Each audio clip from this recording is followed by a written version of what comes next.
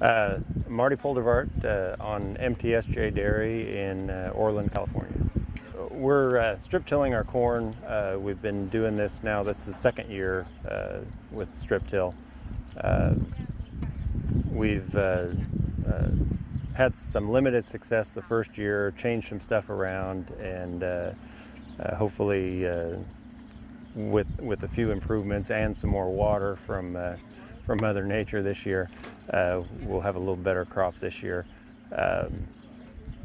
We've originally started doing strip till just to cut down on the amount of tillage, time out in the field, fuel, of course, costs. But we've found there's some extra benefits to it as well, as far as soil conservation, a little bit less use of water, but primarily just there's been a huge savings in the amount of time that we spend out in the field tilling and doing work with heavy machinery. So now it's lighter machinery doing the same amount of work. Here at our place, once the winter crop comes off, we spray with a Roundup just to eliminate the regrowth of the crop that's still there. We found that there's quite a bit of regrowth comes back, and then we have a hard time doing the tillage. But we'll spray with Roundup, run the strip till bar through as deep as we possibly can to try to get the ground broken up as deep as we possibly can, and then at that same time run our fertilizer in, some UN32 at about 150 units per acre to try to get the fertilizer down at the bottom of the trench where the root will get to it later on. Then we pre-irrigate the field and come back with a second pass with a strip till bar set very lightly, and plant right behind that. And after that, one more time with Roundup once after the first irrigation, and then just let the crop grow and keep water to it. My name's Steve Gruenwald, and we're at MTSJ Dairy out of Orland, California, north of Sacramento, about 2 hours drive.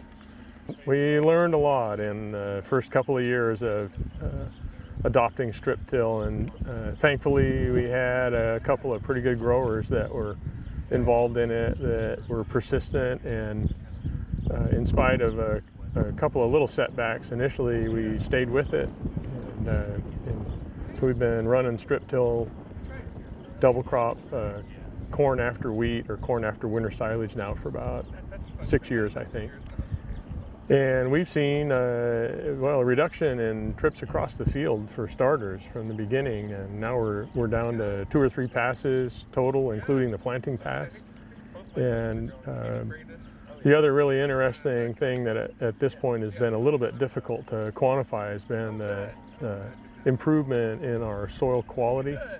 If you'd measured it just by the ability to put a shovel in ground and water infiltration and the like, we've seen some pretty dramatic increases in quality in that regard. So it's been pretty interesting the last few years. We have the added benefit here of recycling nutrients through the dairy, pond water, and to a lesser extent dry manure applications on the soil, and that's really made a big difference with strip tillage for us. Together on topics that are driven by an advisory committee, which pretty much includes Steve Gruenwald, Mike Verschagen, Craig, right? Craig Knight and Victor Silvier are here today. Hey, there he is, Victor. Those have been excellent TAC members and helping us put on the casing of what growers would like to see.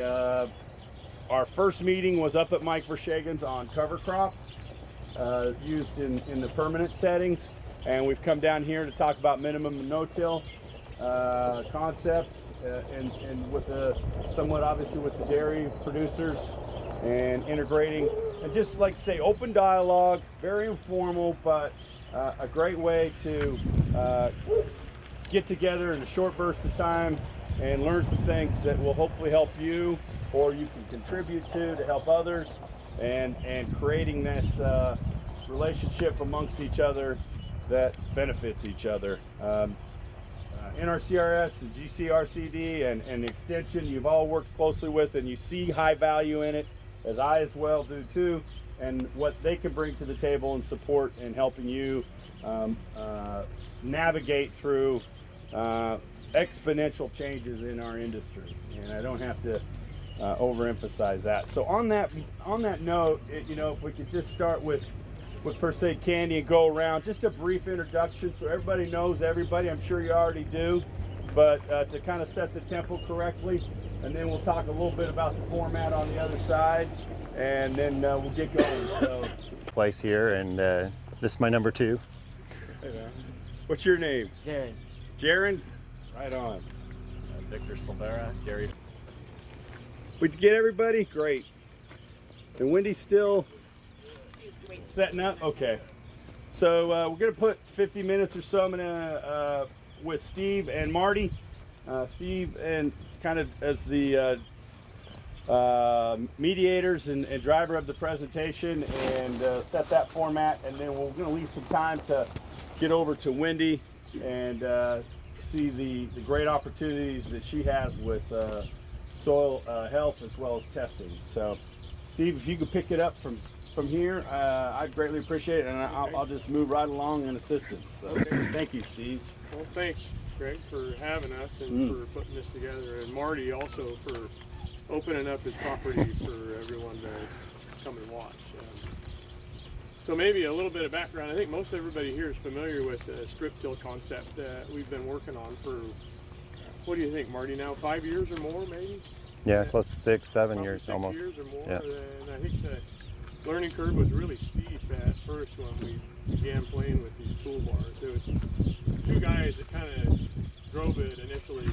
Poldervarrt is Marty's brother, and Danny Vanderduzen, another dairy that just over a road or so away, that both kind of came up with these implements, and we really didn't know what to do with them.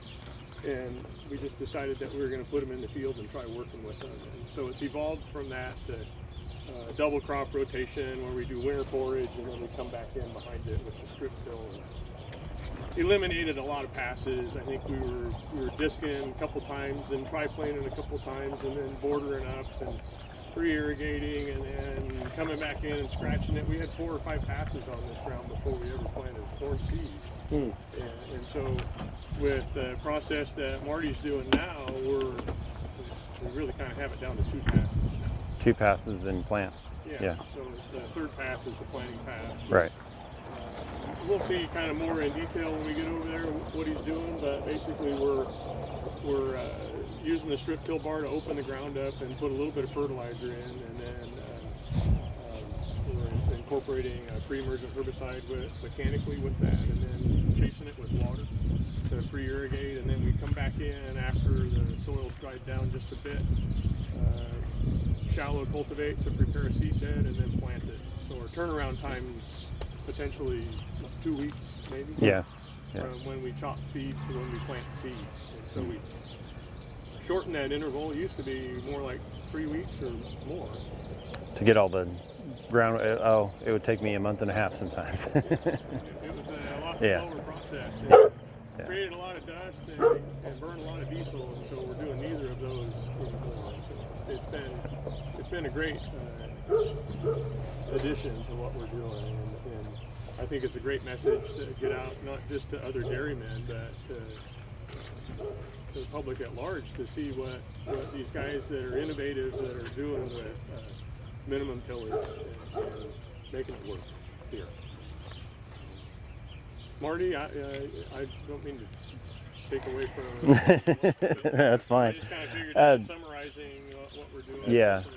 No, I mean, it started for me in that after my brother and I split, I kind of took over the farming here, and I kind of had the attitude of, well, we're going to do everything we possibly can to grow the maximum amount of tons per acre, and that meant full tillage, full workup, and get the ground absolutely perfectly ready. After a couple years of spending hour after hour on the tractor, I just kind of got to the point where, you know, this doesn't make a lot of sense. I'm spending a lot of money on fuel.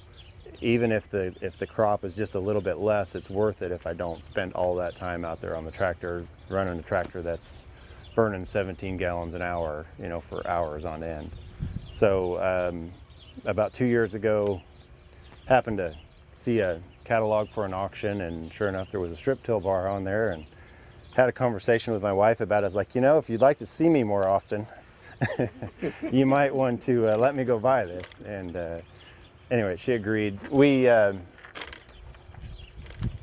tried it with kind of limited success last year.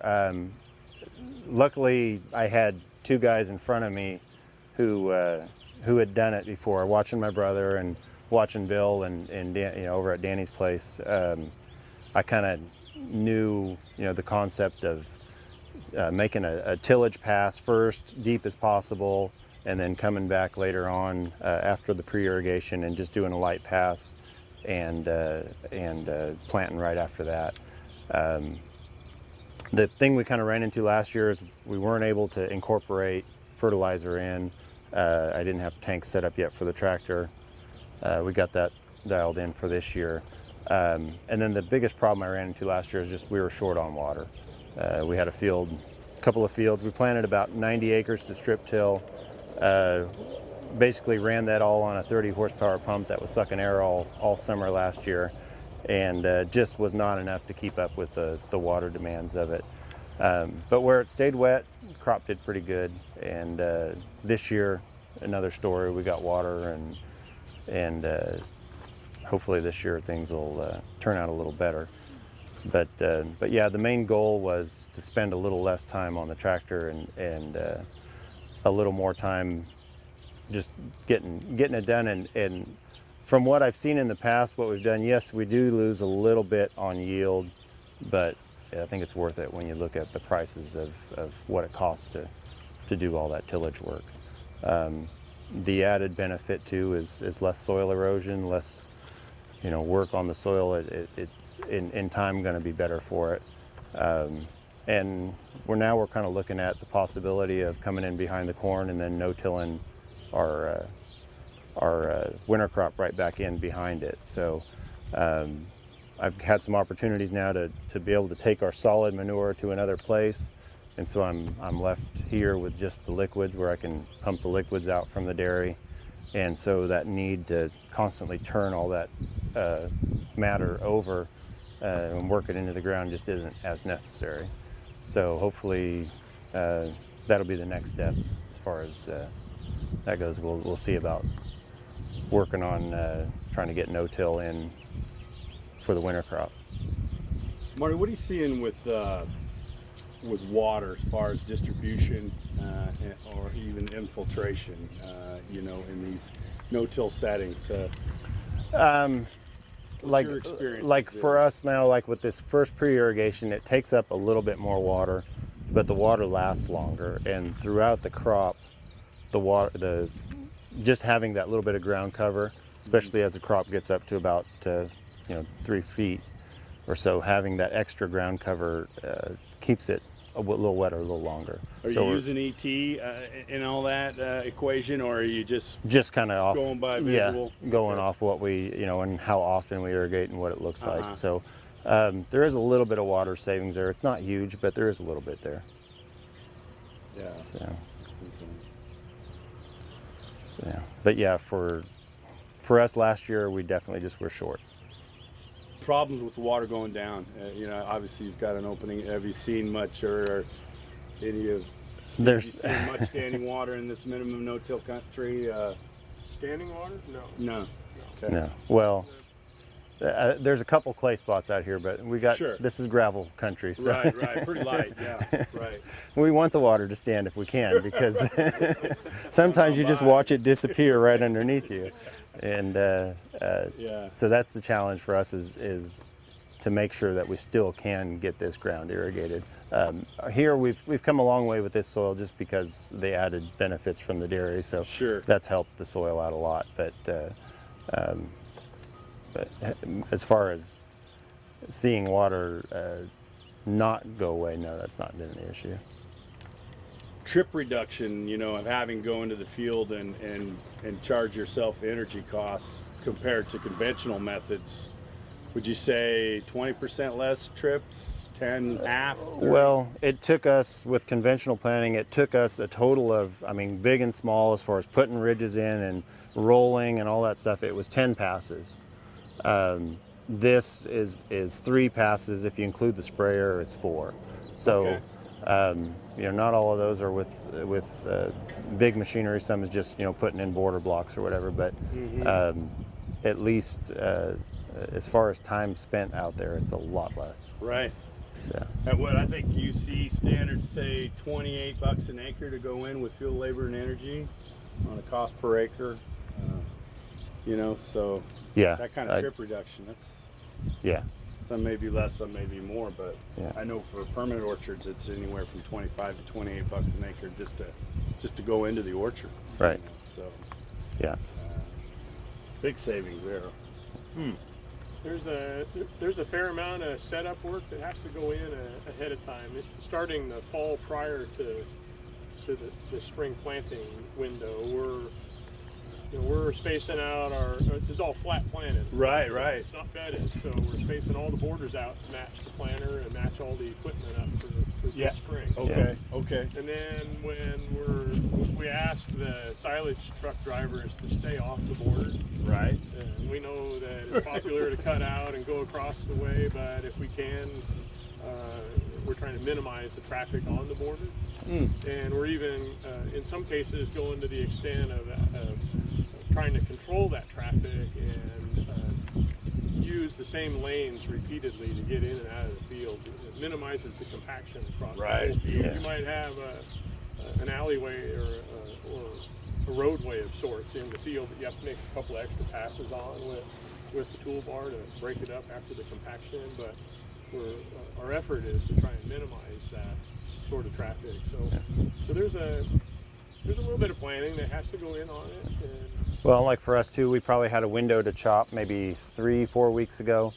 The crop was pretty much ready, but the ground was still a little bit wet, so we're going to leave tracks, and we definitely need to get out there with a chopper when the ground is dry, because then you're just setting yourself up for failure with a bunch of deep tracks running all the way through the field. So we held off, so the winter crop probably didn't have as high a quality as what it could have, but it's still going to end up being a benefit in the end. It still wasn't a bad crop. So.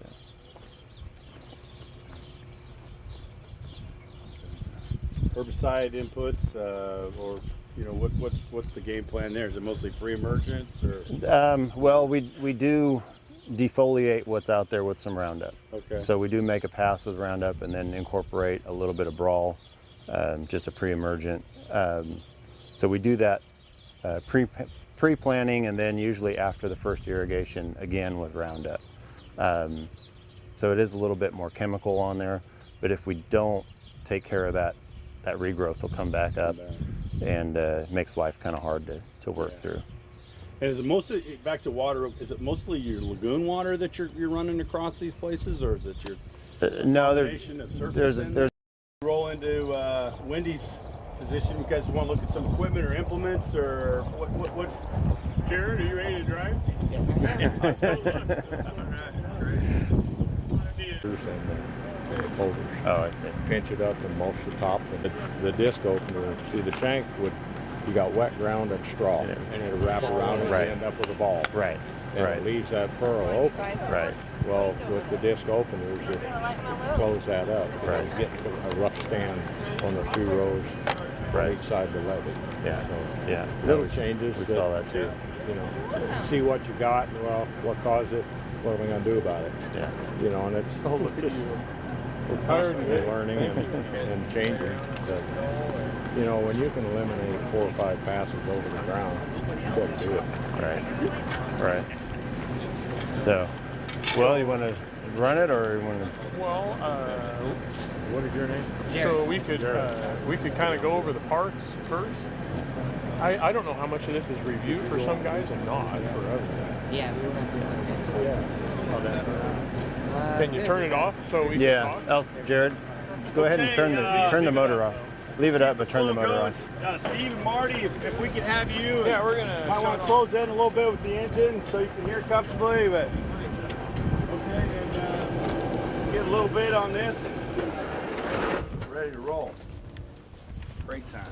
What is this, an Orthman? Yeah. This is the Orthman, yeah. So this is, I mean, you guys are all welcome to come in here and have a closer look if you want. This is an Orthman toolbar. There's kind of two basic manufacturers that at least that I'm familiar with. The Orthman, and then there's another, it's what, Bingham? Bingham, yeah. bar, and so they each kind of have their qualities. This is a suspended toolbar. It's got the spring suspension on it, so there's a little bit of flex to it. But in strip till world or any of this minimum or strip tillage, it's all about managing the residue. And it can be your friend and it can be your worst enemy. Having all this straw on the surface is great, but it's a bugger to try and plant in sometimes. So it's all about managing where that's at. So I don't want to over-explain this because it's pretty self-explanatory what's going on here. But up in front there's a wheel roller that's it's like a coulter that presumably cuts through some of that stubble that's laying on the surface. And then this double disc arrangement here, if they're set low enough, they'll actually push some of that straw out of the way ahead of this primary tillage shank right here.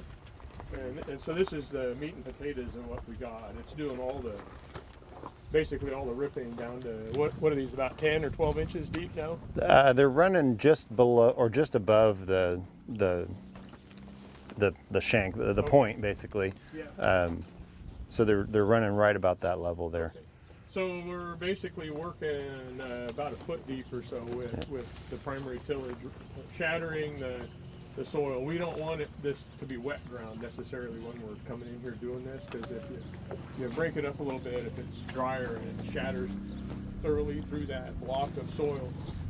These coulters on the back here, depending on how aggressively you have them set, both with respect to depth and angle, they tend to grab and lift that block of soil that they're squeezing right here between the rollers. These wave coulters will pick it up a little bit, and then this roller behind then just smashes it back down.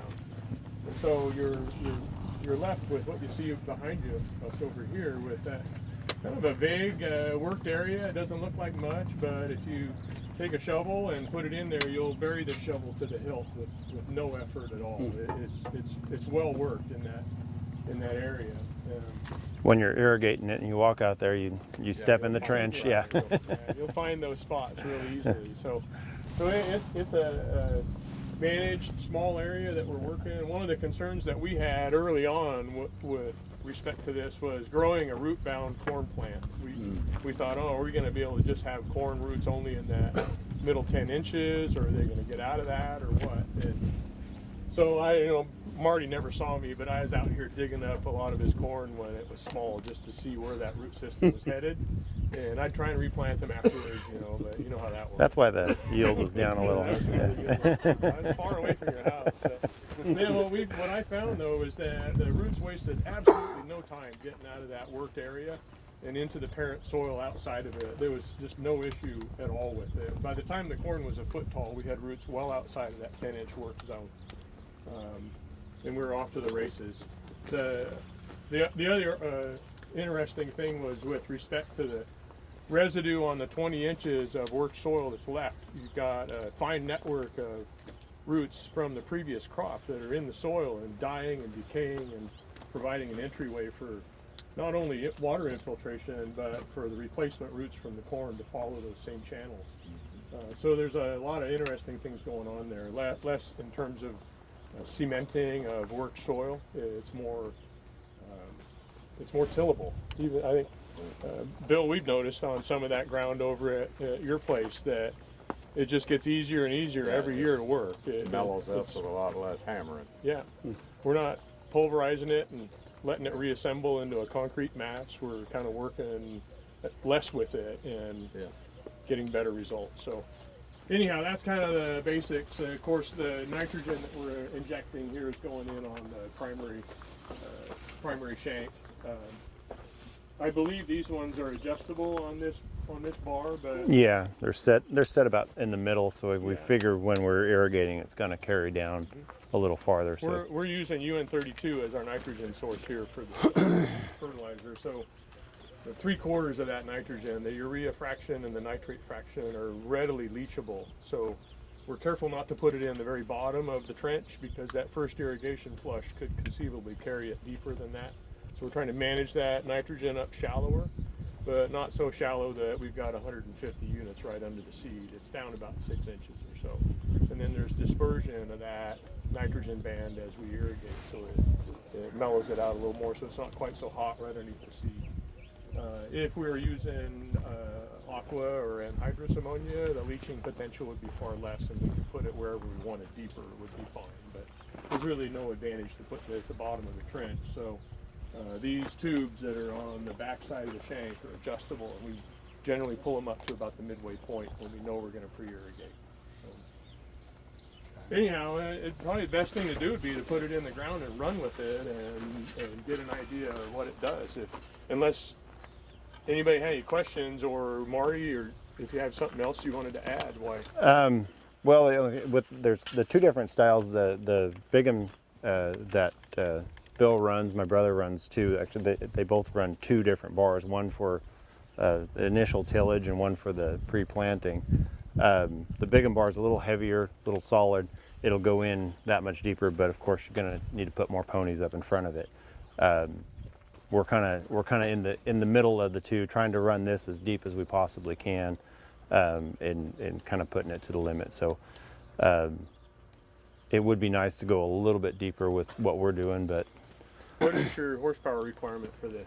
there's sections that are pulling through pretty easy, but then there's clay spots that are going to pull through pretty hard. But it's a little over 200 horsepower on the tractor, so, and it's working.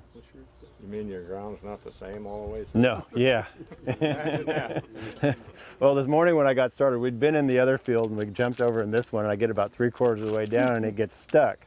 And I'm like, what's going on? Well, somebody had turned off the front wheel assist last night and I forgot to turn it on. So, but yeah, it's pulling with all it can. So the tractor's plenty weighted down, and the next step up would be to put it, either on our 8-wheeler or put it on something with tracks or something. But Most of the time a little bit slow, you get better results. We were pulling it's a 435 horse with the Bingham bar a foot deep, and we just calibrate it to go 5 miles an hour. yeah, And when you hit some of those truck roads where they kept coming the same Just path out, slow it down. you hit Yeah. some of those, it'll bog you down. Oh, yeah. I mean, it's really compacted, but if you go back and look afterwards, it's just like the one next to it. yeah. No, I Good was. job of fracturing and lifting. Yeah, no, we were in the field over here, and there's always one driveway that the guys use, and yeah, we just pulled through it at half speed, and then you go behind it and look, and it's nice and worked up. These points are kind of designed to create, it pulls down, Yeah, and when they wear out, it doesn't pull down as much, but that's what gives you the lift and the fracture. And those front wheels are the basically gauge wheels. Right. Keep it from pulling clear down. And the Bingham has got a couple of gauge depth wheels on the outside. Yeah. And there's quite a lot of pressure on those. I tore one up yesterday.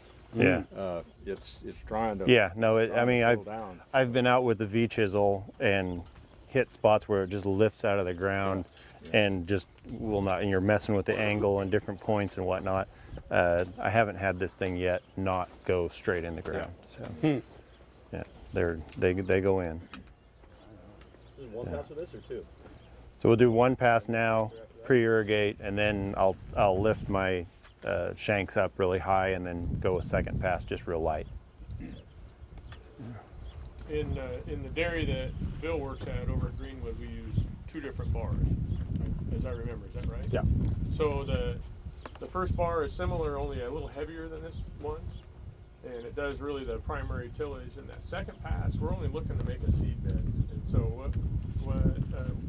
what they did was they ended up with a separate bar that has a kind of a rolling basket similar to a Lilliston Yeah, it's gang. got the fingers, the And spiders, all like it's little doing is just spiders. chewing a couple inches up on the top. We're not, because it's pretty wet down below. We're getting in right behind as soon as You guys we, lift the big shank up so it doesn't dry. yeah, we're not trying to work this again. We just replaced the baskets. It's an Orthman bar, identical to this one.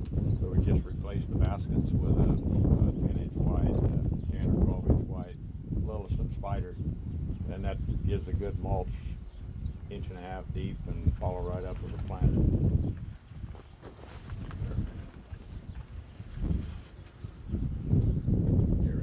Well, Jared, All the way to the end? just go for it. Keep going. Show us how it works. If the water, you're not in school, you need to be working there. Everybody's looking healthy here on this farm, no doubt. Then Danny's older boy turned 15. What's that? Danny's boy Willem, Oh, yeah. turned 15. Yeah. He just don't see lots. No. It goes fast. Happens fast.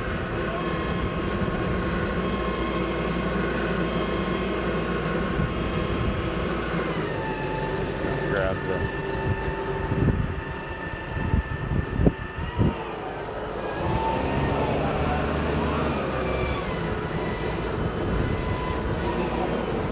Got to get the auto steer to cooperate. There he goes.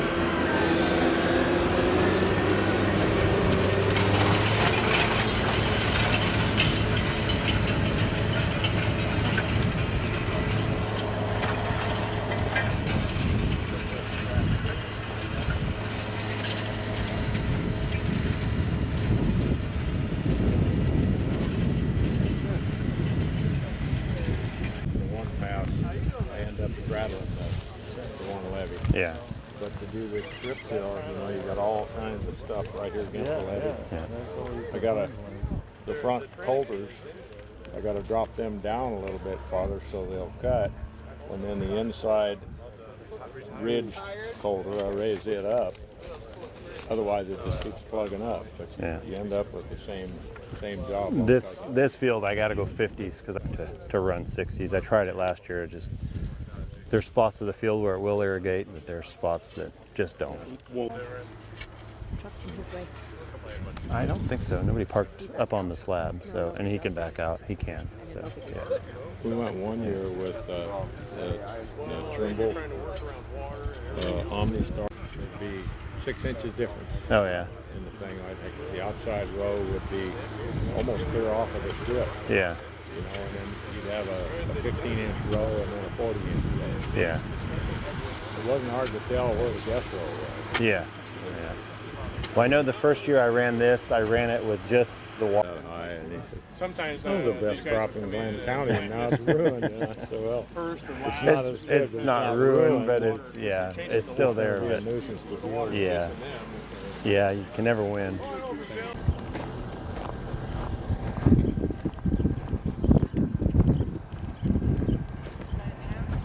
Oh. This soil test that you've got to present is my second time. The first one was outstanding. This is a high value, I think, decision maker for you as far as inputs in understanding your soil and how it works. There are some great measurements along with your conventional measurements of tissues and conventional soils. Wendy has a real powerful soil test kit here, and strong heat to listen to what these each have as far as assets to help you make better management decisions. So, thank you very much. Well, my name is Wendy Crable. I'm a soil conservationist with the NRCS office in Willows, and I have some stuff to pass around. Marty has agreed, thank you, to share his data. And I'd like somebody to look up the soils for this field for me, please. I have an app on my phone that should tell me. Yeah, let me run my soil up real quick. You have your app? Pass these pictures around. The first time we came out here at the wrong time. Start here and Perfect. move to the left. I think these guys. Perfect conditions for what Marty is doing. He's getting ready to seed his field. It needs to be dry. He's got equipment on it. Bad time to test. So I have this sheet that I'm passing out shows the data, and I'll go over that.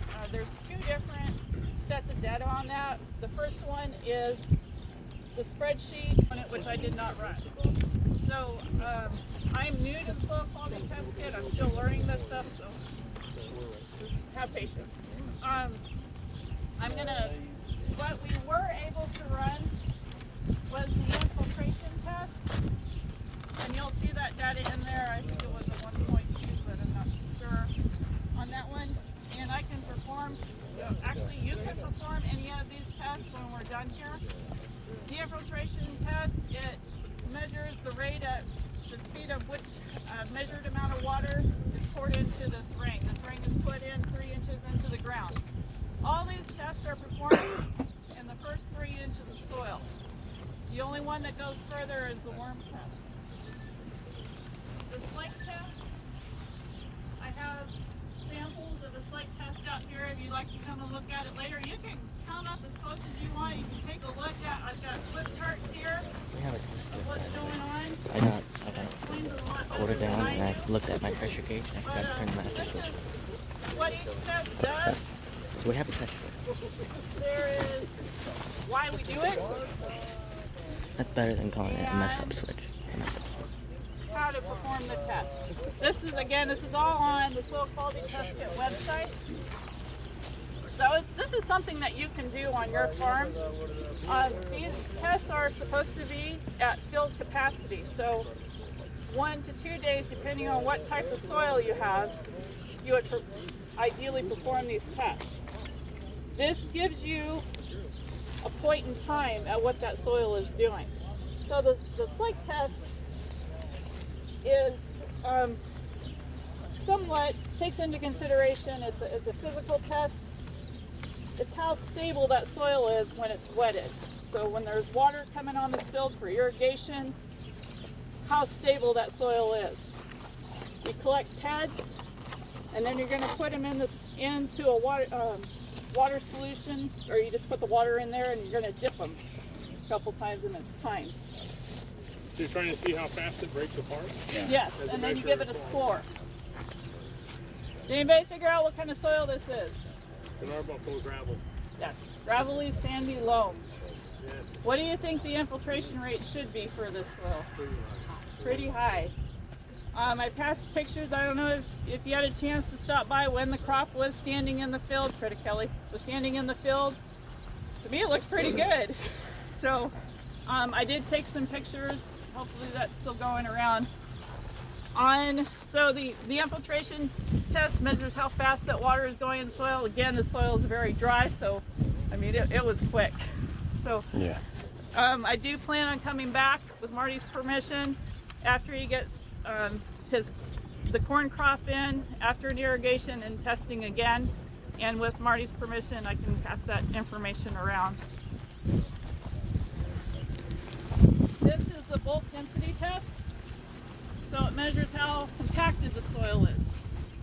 Again, this is that's a 5-inch ring. This is a 3-inch ring. Again, down into the soil 3 inches. You pull it back up. It's pretty easy. You're gonna pull it back up with soil in there. Half of it's in there. And then you put it into a little bag and you're gonna weigh it, and then you dry out the soil and you weigh it again. You keep weighing it until it's completely dry. You do this way. My kitchen smells like resources and support and helping you move in a direction that's going to allow your son to farm and his son to farm, or daughter in the future, you know. And that's, I think, what we're all here and why we're trying to understand how the interactions work with our limited resources. You guys are the advocates, you are the frontier on this, and we want to just continue to have these types of settings in the future. We plan to have as many as we can between now and September 2017. And so if there's something out there you'd really like to see, or you think we can help, we'd like to keep it Flint County specific and serve our growers within that county. And Kenny Manhart, Executive Director of RCD, is a great person outstanding job. Second one I've seen, and real-time data here, real-time decisions can be done right in the field for you with a great soil test kit. And again, any other input from anybody?